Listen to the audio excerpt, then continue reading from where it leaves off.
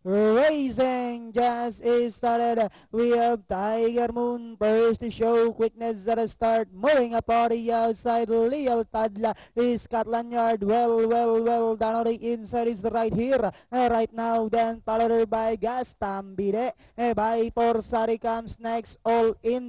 Then followed over by Lakota Creek. While yes, Pogi is the early trailer ram going along for the first turn. We have his Scotland Yard now takes command. Mayorlink anyhow. Lealtad is right behind in second. Tiger Moon is racing in third. Then followed over by Gastambide right here, right now. Then next on line is well. Lakota Creek comes next by Forsari. Yes, Pogi second last while all in now racing last inside the tres octavo. Here is Scotland Yard by about 4 lengths.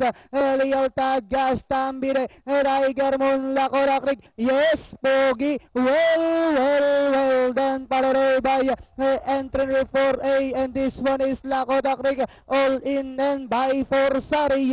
And as they swing for home, here is Scotland Yard by about 4 lengths.